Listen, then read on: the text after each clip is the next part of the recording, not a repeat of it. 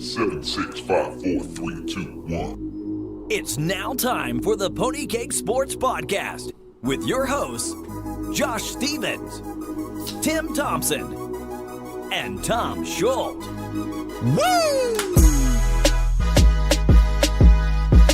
Hey there, everybody. We are back with another episode, and this time we are talking about the ADPs for some of your fantasy wide receivers. And we're going to break it up into probably groups of 5 again, like we did the running backs. That works. And kind of give you guys an idea, like, if we like their current ADP, if it should be lower, if it should be higher. But just kind of let you guys know we are using the ADPs from fantasyfootballcalculator.com. And as always, I am here with Tom. Tom, how's it going? Pretty good, Josh. Excited to talk about wide receivers. It's kind of a crazy position right now. Everyone's back all in on running backs. Running backs led most people to their fantasy titles last year, so people are forgetting about the wide receivers. There's going to be some good value out there, second, third, fourth round, and you're going to have to be listening to us. We will lead you in the right direction of what wide receivers you should be targeting there, and we're going to help win you some championships. Let's start off real quick. Wide receiver number 1, number 2, 3, 4, and 5. Let's just do one. You want to do one? Antonio Brown, pick number 5 overall. I'm seeing all over on Twitter right now, Josh, that people are trying to get cute. They're trying to actually state a case that Antonio Brown doesn't deserve to be wide receiver 1. What do you think on that?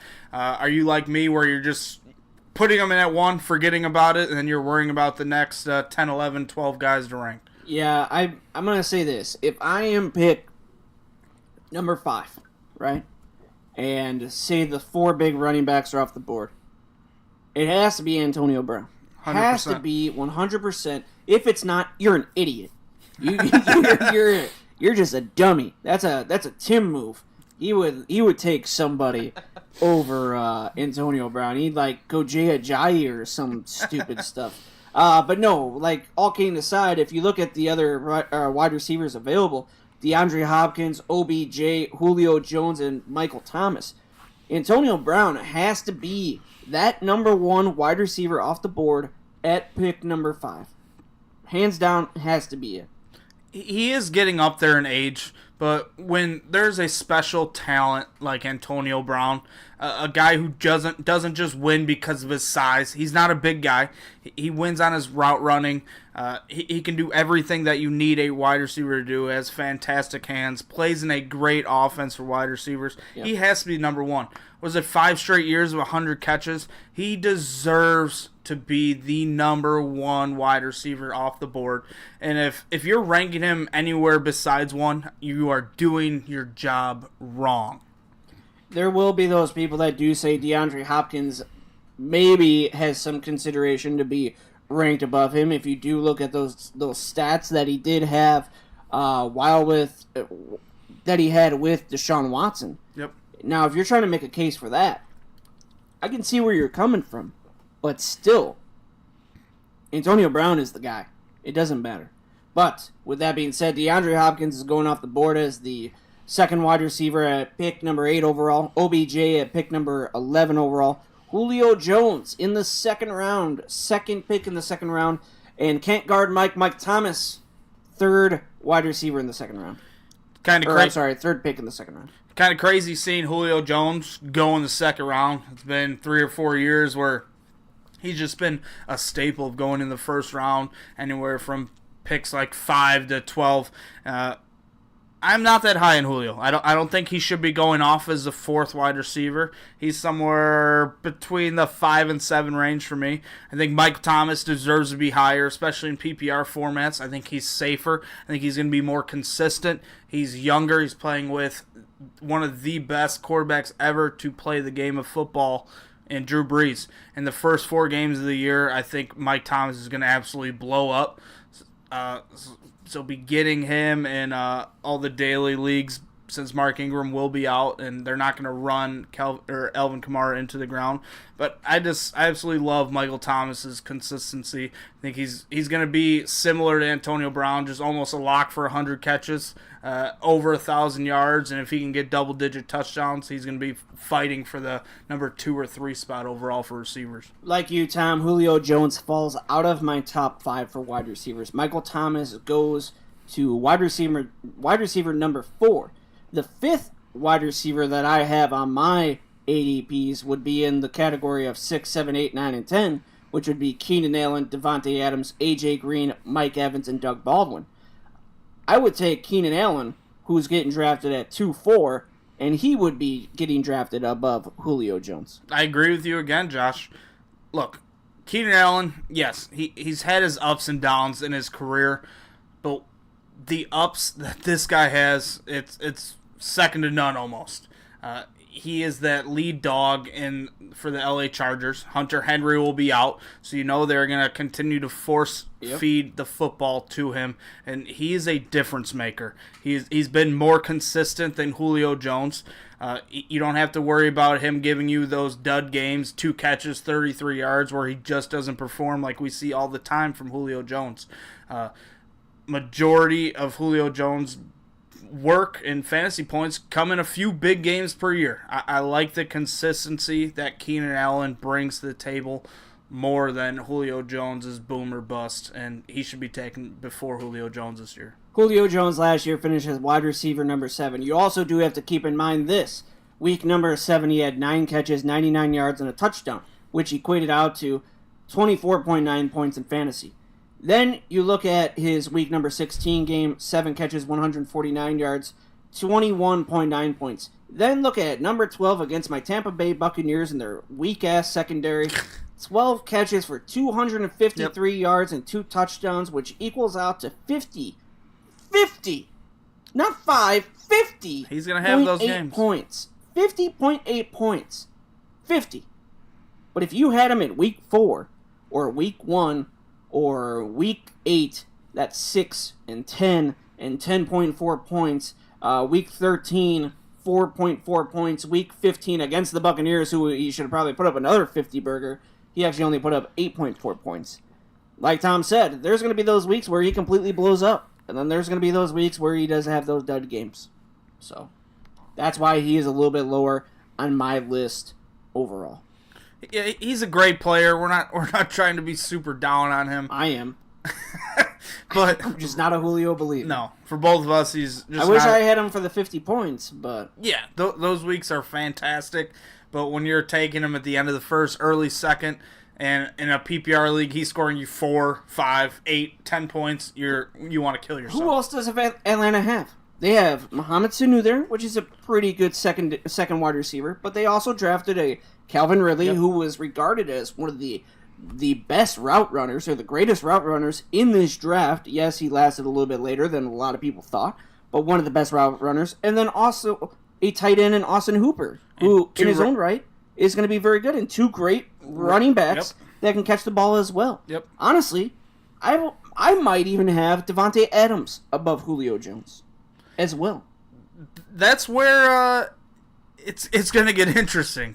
And I hate Devontae Adams, with a passion. I don't get the hate for Adams. Don't like him. He's never had 1,000 yards in an NFL season, which is kind of crazy, especially since he's put up two back-to-back top 10 wide receiver 1 performances. That dude catches touchdowns, and he's got one of the best ever.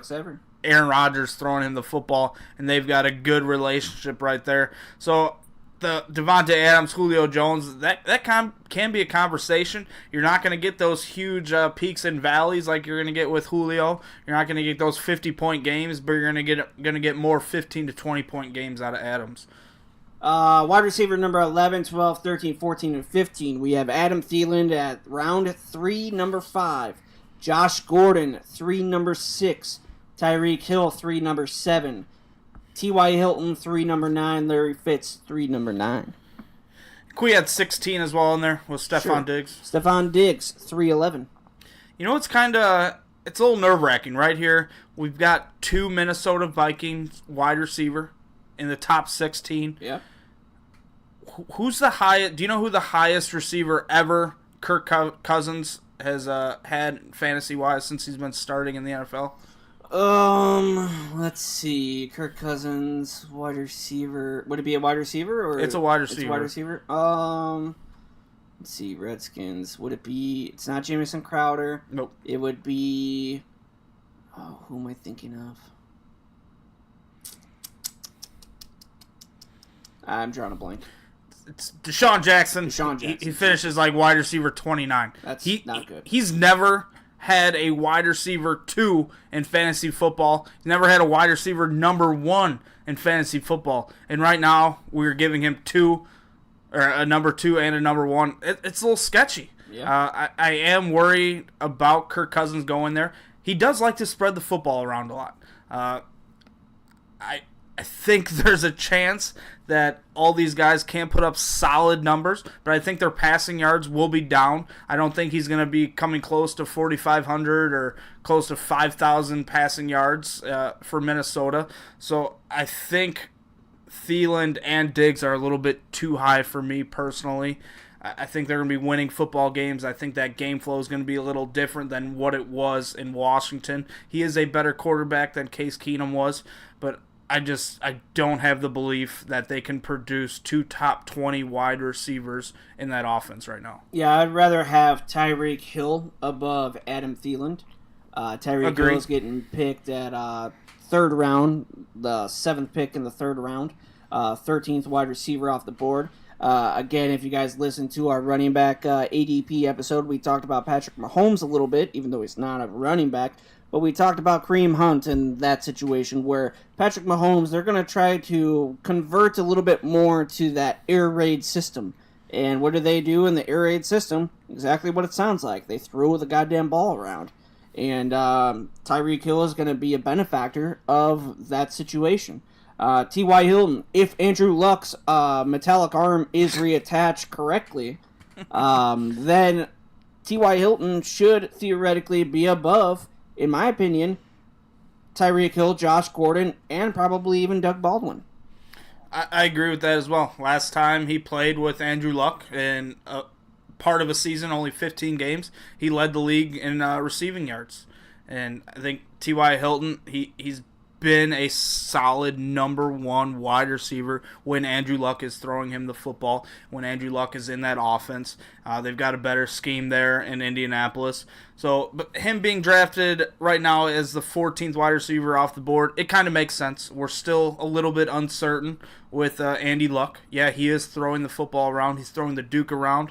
He was just throwing to a bunch of 6th graders in Indianapolis this past weekend. Good wide receivers. But that is a good sign. That means that he's not in any pain at all. They're letting him do whatever he wants throwing the football, so that is good. Was Chester the molester with them as well? I mean, Chester Rogers, sorry. Snoop Dogg and Tupac. Snoop Dogg, Tupac. They were good. They were there. Oh, my God. Moving on, wide receivers number 17, 18, 19, 20. We have 4th round, Allen Robinson going in the as the 5th pick in the 4th round. 7th pick in the 4th round, Demaryius Thomas, Juju Smith-Schuster, 4-8, Amari Cooper, 4-9, Alshon Jeffrey, 4-12. This is like the gray area for wide receivers. For me, there's like a clear-cut top like 15 guys, and then 16 to almost 32.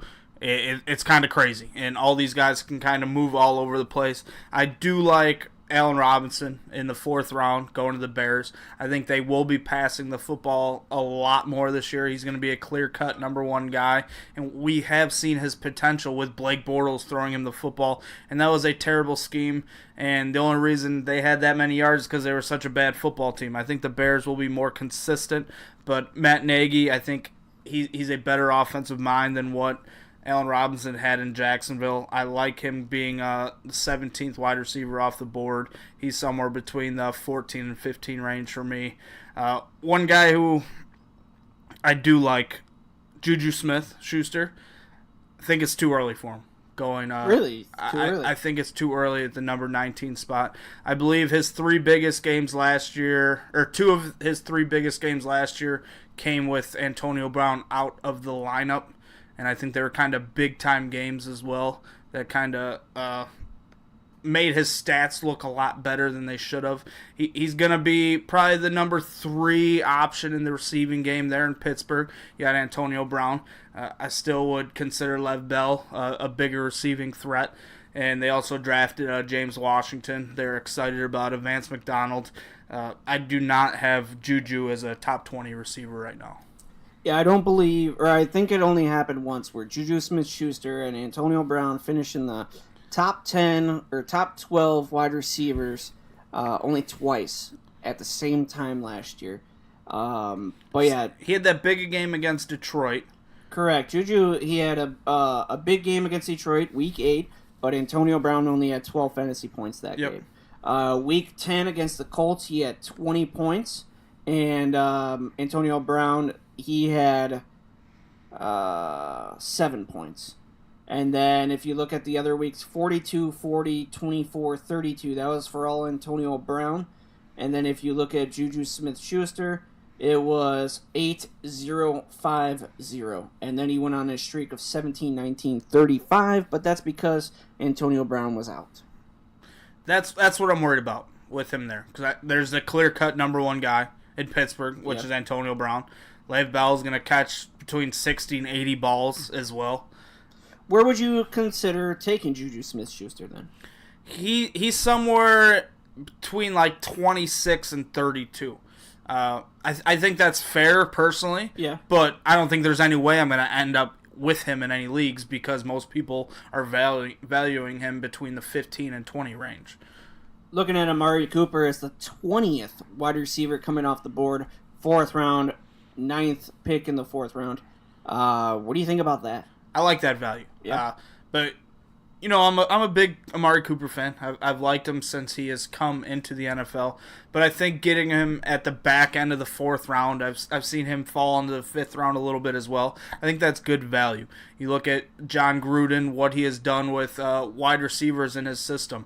I think he's been a head coach 14 or 15 years, and 9 or 10 of those years he had a wide receiver who was a wide receiver 1 in fantasy football, and that's good odds. He's kind of bulked up a little bit, which a little worried about. Hopefully it's not like a David Boston 2.0 where he's just completely jacked up and can't run routes anymore. But he's looking to get more physical with those bigger DBs. Those are kind of the guys who have given him issues. But I think the defenses in general in the AFC West have gone down. Look, you see Denver, they lost Aqib Talib. Yep. That defense is going to be a little bit worse.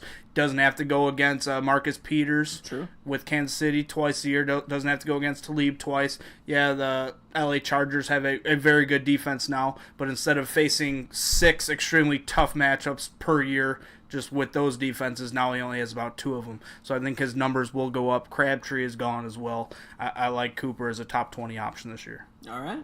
Moving on, wide receiver 21, 22, 23, 24, and 25. 4th round pick number, or 4th round pick number 12, Alshon Jeffrey. 5'2", Golden Tate. 5'6", Brandon Cooks. 5'9", Marvin Jones. And 5'10", Jarvis Landry. I'm going to throw in number 26, 5'12", Chris Hogan as well. Some good value here in the late 4th and the 5th round. This is where you're going to make yourself some money. If you could pick these guys which ones to invest in the 5th round, you're going to do good. Out of these guys in PPR, I would prefer a Golden Tate who's going 5.02, and then Jarvis Landry 5.10. I like those two just with the consistency. If I can get their fantasy floor in the 5th round as my wide receiver 2 or 3, I'm feeling pretty comfortable with those guys. If you're in a fantasy league that accepts pass interference as fantasy points, Brandon Cooks is your guy. Like, even though Brandon Cooks, he actually finished last year he was pretty a wide decent. receiver 1, wasn't he? Yeah, 10 or something. He was in PPR. He was wide receiver 15. Okay, still not terrible, but at the same time, he was basically the guy that got pass interference calls. And if you get points for that, he's your guy. But looking at Chris Hogan. That's one guy I'm keeping my eye on with this Julian Edelman situation. Chris Hogan could be a steal in the late 5th, early 6th round if he's still there. It's just me personally, I don't believe in Chris Hogan enough, but at the same time, there's nobody else there wide receiver-wise that I feel completely confident in. You're not scared of Kenny Britt? No. No. Yeah, but he might not even make the team. It's tough there. Personally, I would not be taking Hogan in the 5th or 6th round. But if he could put out a good 14 to 15 games in that system, he could be a top 15 wide receiver easily and play a lot better than his current ADP's at right now. Jarvis Landry is the 25th wide receiver. Is that shocking to you where you look at Josh Gordon and his ADP? It is a little shocking. But you kind of got to look at it. You got to think how you think the Browns are going to be in general this year. Look, last year, worst team in the NFL. Yeah, but you look at Josh Gordon, wide receiver 12. Yeah. Jarvis Landry, 25. That's crazy.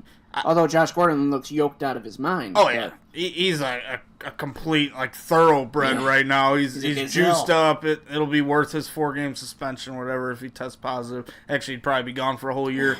But Landry, if you think he's higher than being a 5th-round pick right now, you have to be a believer in Tyrod Taylor.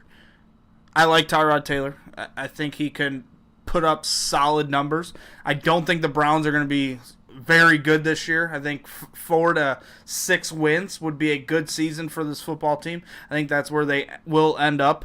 So most likely game flow, they will be passing the football more than running the football. So I do like the pass catching options.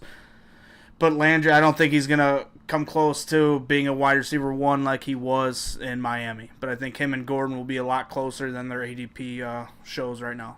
Wide receiver number 27, 28, 29, 30. We'll do 31 and 32.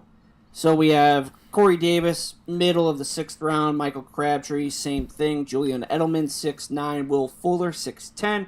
Pierre Garçon, 7'1". Sammy Watkins, 7'4". This 6th and 7th round, I really like this group of wide receivers. I like Corey Davis, what the potential that he brings. We saw what he could do in the playoffs last year. They were kind of down against New England, and they relied upon him. He was banged up most of the season last year. Hopefully continue to grow on that. Michael Crabtree, clear-cut number 1, wide out in Baltimore. Does not have to compete for targets with Amari Cooper anymore. And Baltimore, they pass a lot more than people think. So I think that that's a good fit for him. I like him to catch 75 to 90 footballs this year. And then give me Sammy Watkins with KC. People are kind of sleeping on him. Didn't put up the greatest numbers with the LA Rams last year, and that offense like to spread the football around a lot. I think Sammy Watkins will be a better deep threat in this system with Kansas City. I think he's got a quarterback with a bigger arm. And I don't think he's going to be receiving a lot of the number 1 cornerbacks with Tyreek Hill on that offense as well. I look at a wide receiver like a Michael Crabtree going off as the 28th wide receiver, and I compare him to somebody like Marvin Jones going off as a 24th. My opinion, I have those two flip-flopped. Yeah. Because Michael Crabtree, like you said, clear-cut number 1. Marvin Jones playing second fiddle to Golden Tate. We saw Marvin Jones early last year where he blew up and then faltered later down the year. But Michael Crabtree has been very consistent. But when he's been the most consistent is when he's not the wide receiver number 1, when he's the wide receiver number 2. So I'm wondering if there's going to be another wide receiver that could step up to take some of that pressure off of Michael Crabtree and either Joe Flacco or Mr. Lamar Jackson throwing him the ball. So that'll be an interesting situation to keep an eye on. Will Fuller, as we all know, we've talked a lot about Will Fuller. I don't know what to think of Will Fuller. I don't know if a 6th-round pick is good enough for Will Fuller. I don't know if it's an insult to him. I don't know if it's putting him too high on a pedestal. I don't know what to think about Will Fuller. He is one of the hardest guys to really get a good player grade on, almost. Because there was a time last year he had 5 receptions in a row for a touchdown, which that's absolutely insane. Those touchdown numbers he had with Deshaun Watson, it's not possible to replicate that. I do not see that happening again. it's really hard to gauge him right now. Personally, yeah, he's definitely a boomer bust pick, and he could either be an absolute steal at 30 if half his catches are touchdowns like they were last year, or he could be a complete a boom or a bust.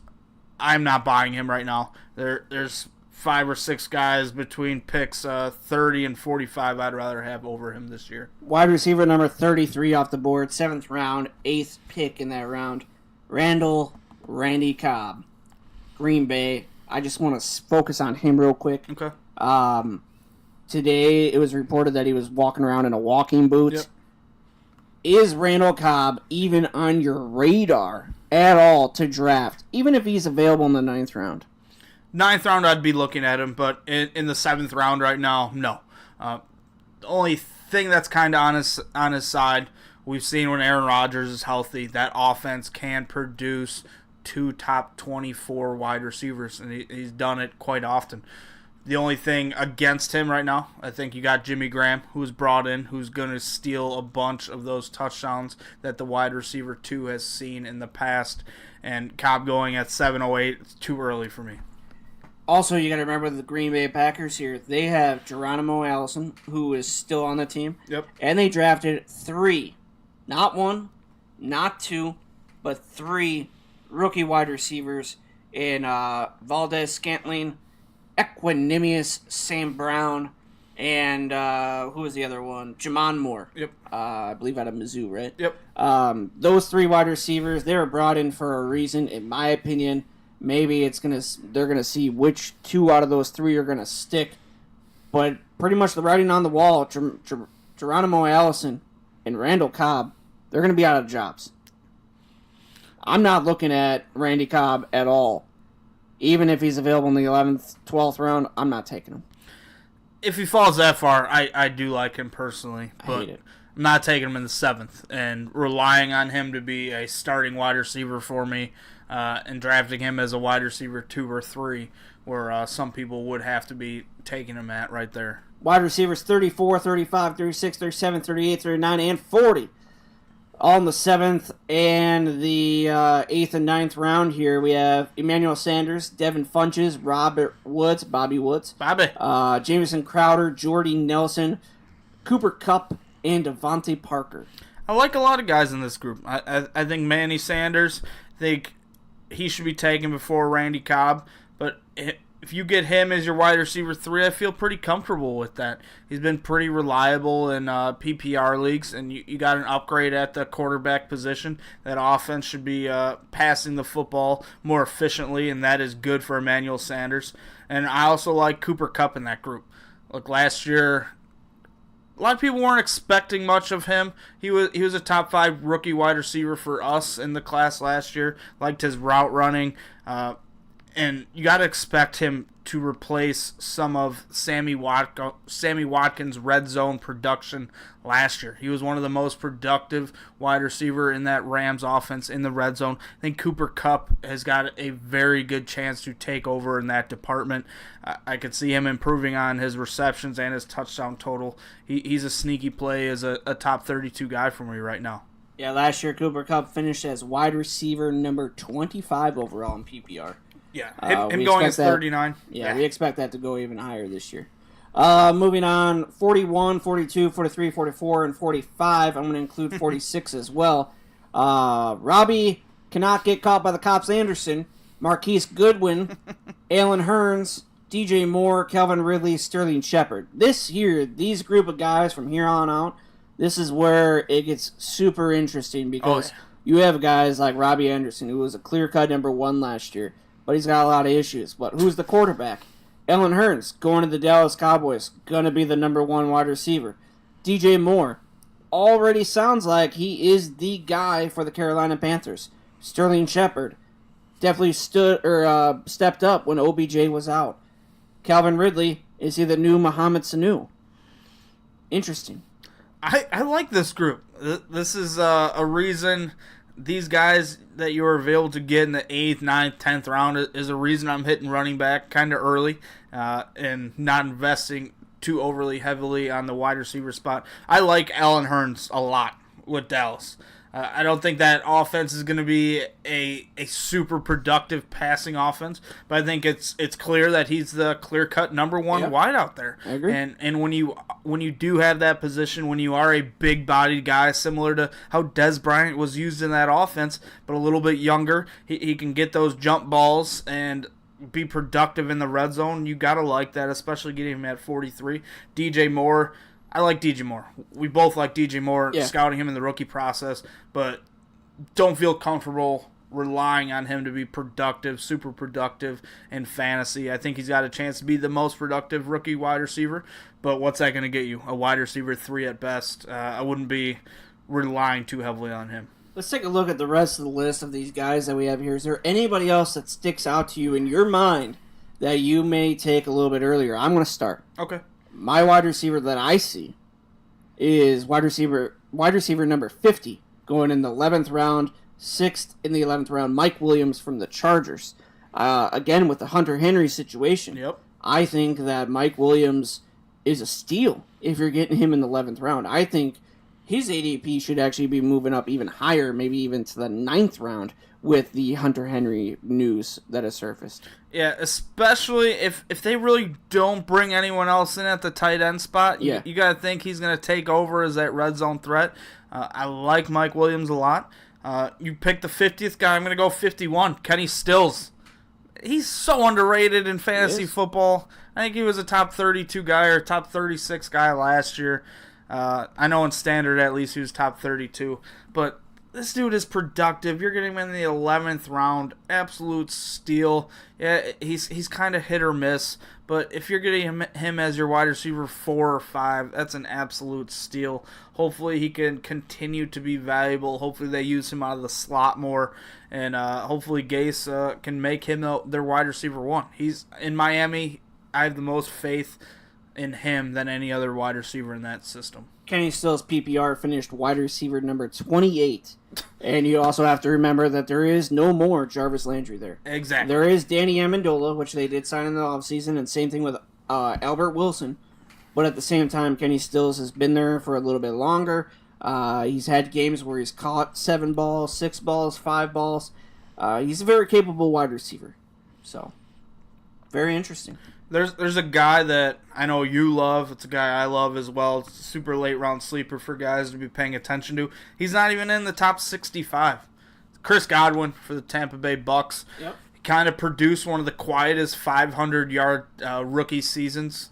Not many people even know his name. He wasn't on a lot of people's radars last season. He was a guy we loved watching film on at Penn State, and we really think he's going to take the next step like this year. If you can get him 14th, 15th, 16th, 17th round, somewhere around there, I think there's a solid chance that he could be a wide receiver 3 for you and be a definite steal for you in the draft. Yeah, I mean, he did get a lot of work late down the season. You got to look at that. But just look at some of those numbers that he put up. The last week of the season, he had 24.1 fantasy points, 7 receptions, 111 yards, and a touchdown.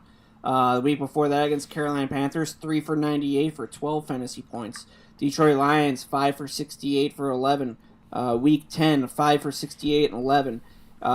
If this kid is given the opportunity, like they say they're going to give him the opportunity, I expect him to be a wide receiver 3, maybe a flex option, but definitely should be a high-end 3. He's a good route runner, good hands, highly competitive, like his size. It's an offense who should be passing the football a lot.